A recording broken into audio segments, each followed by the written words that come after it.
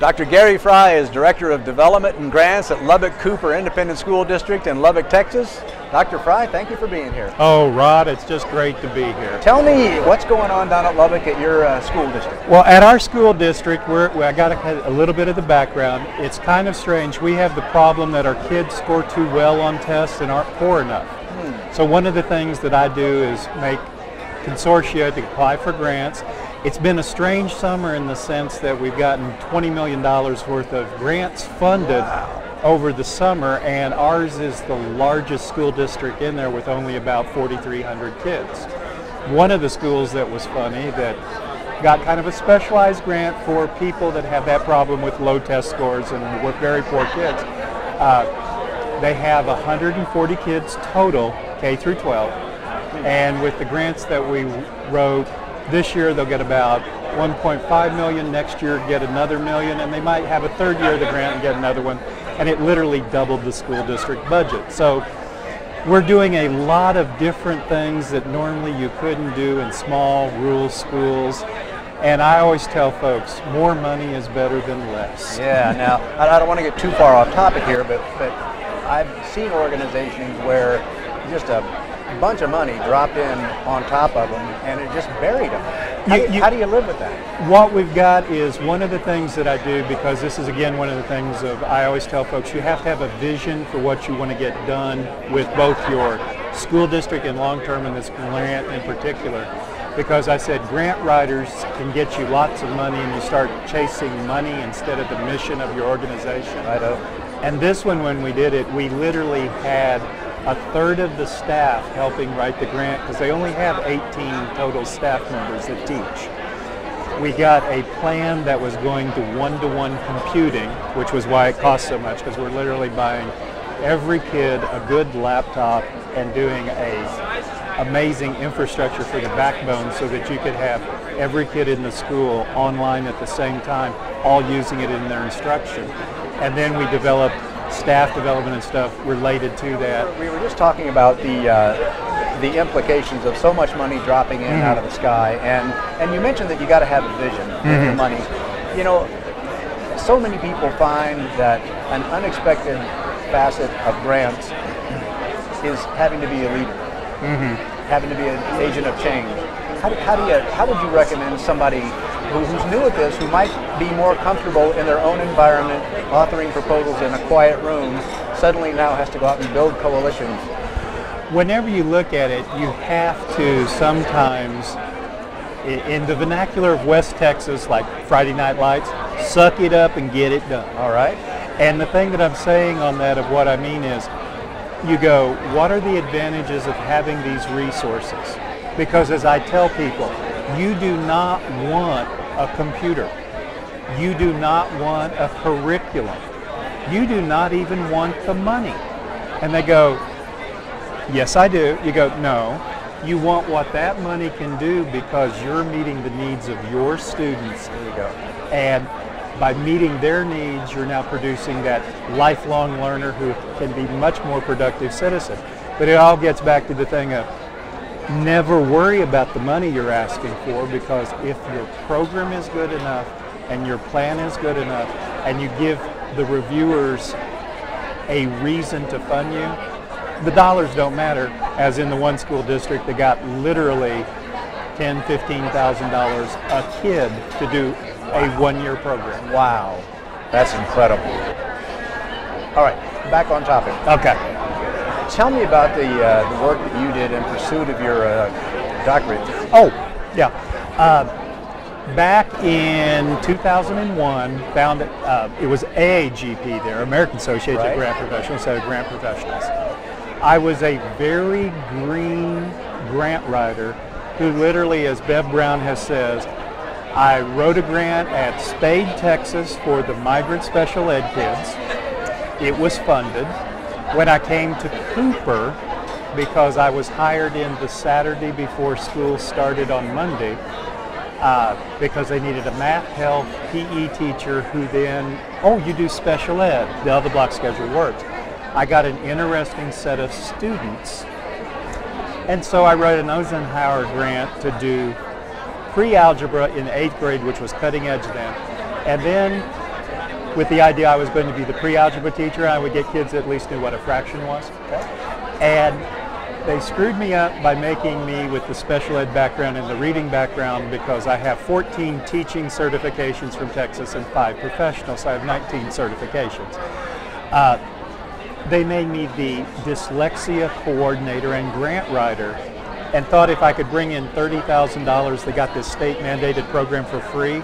Well, when I brought in the 170 the first year, they just kind of went, oh, we know you'll never get this much money. And then I learned that there was a thing called a grant cycle. And so I reapplied for grants, got them, doubled that money that year.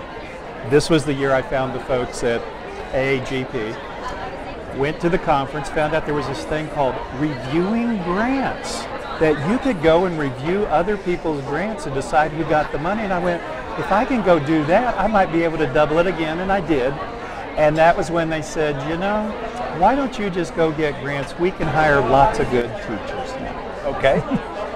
And it's been kind of funny because it was an accidental job, kind of like most people in the profession, got that.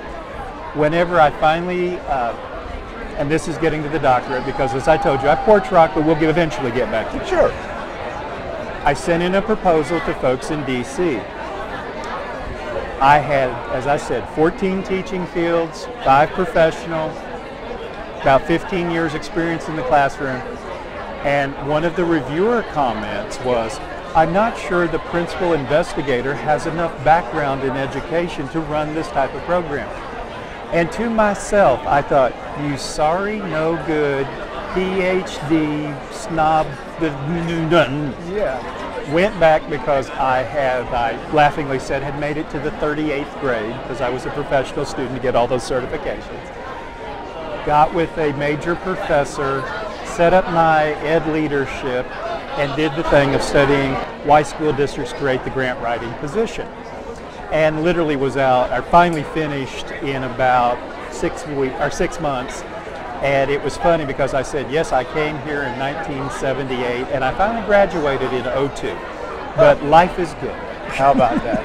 How about that? But that was part of the thing. And it was kind of one of those things that when I had the initials behind my name and even have the grant professional certification, people now all of a sudden go, oh, you know what you're talking about. I said, yeah, I've always known what I was talking about, but now you believe me. How about that? How about that? So years later now, your work, what's the outcome? The outcome, whenever you look at it, to get very practical and kind of this, because kind of in Jerry Maguire, Show Me the Money, that is one of the things in public education now that we're seeing, because people are looking at, instead of just which programs to keep, they're looking at which teachers to keep. And the thing that we got is, over the time I've done grants, literally over 45 million competitive funding for school districts that basically would be considered too small to even apply for grants in some cases, put stuff together. We literally have had hundreds of kids that have said the specific programs that we developed with the grant funds were the reason they graduated, went on to either trade or college. Outstanding. And you now have folks that we're getting into the second generation of students that are now bringing their kids back because they want to be sure they come back and have their kids have some of the same experience they got. Because we're able to do a lot of out-of-school time programming, summer programming, extra field trips where we get lots of enrichment for the kids that is beyond the scope of school district funding. Wow, that's inspiring. That's really inspiring.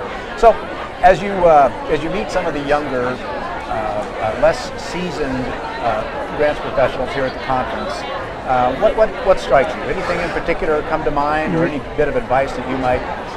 I'll do it too. What strikes me when I look about how I accidentally backed into this, of how much more intentional these folks are. Really? And how much more, with some of the things that Michael, a lot of AAGP members have written, so there's now more of a blueprint, even Bev Brown's Grant Writing for Dummies, that they already know there's a grant cycle. They know how to be a reviewer. They know things that I tried 3 or 4 times till I finally convinced myself it was wrong. Sure.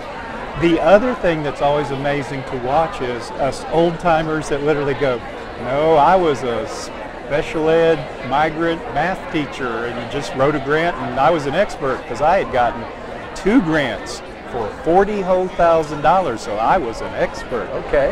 Now, they look at us as experts, and I go, there are people now that study this, because though my dissertation was a little bit more unique now, you have a lot of schools that are now having graduate programs in philanthropy, in nonprofit administration, which just were not there when we were coming up. And you can be intentional about wanting to be a grant professional, which when I was coming up, I would just go, a grant, that's where they give you money.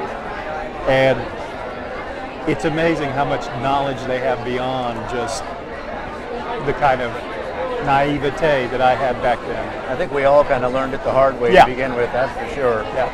But so you think the GPA is a good experience for newcomers, or I see a lot of people of our age around here? Yeah, you have a lot. I kind of do this. I have done the American Fundraising Professionals, the Society of Research Administrators, because until I found AAGP and now GPA, those were the only organizations that were out there.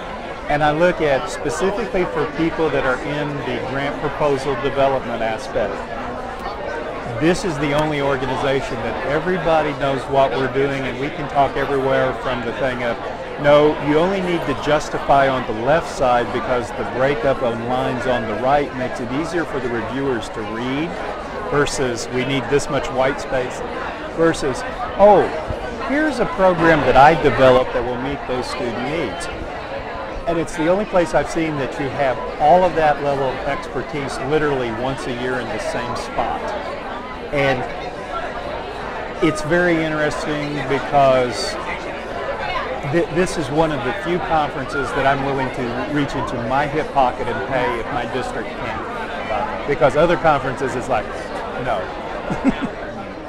Well, Dr. Gary Frye, you're an inspiring guy, not only for what you've accomplished as a grants professional, but the way you pursued your own education, all those certifications. But yet, what I clearly hear you say, that we all say, is that every day we suit up and show up to protect and or serve something or someone. And it's, again, I've told people, because a little pamphlet I wrote that I said, right after me, you're first, which I preface of going, yes, being from West Texas, I do pastor a church, so I know you're supposed to be third. But you need so much passion about your end users of service that you go, no, if you don't fund me, Mr. Reviewer, you are just a horrible person, because my people are so needy. And that's the one thing that I've seen, that lots of folks now who come that are younger have that kind of fire in the belly already. And it's not just something that they pay lip service to. And they have done the stuff of learning the trade before they even get out and write a grant. And it's just kind of amazing to see here. That's outstanding. Well, thank you, sir. Thank you, everyone, for watching. We'll see you next time. All right.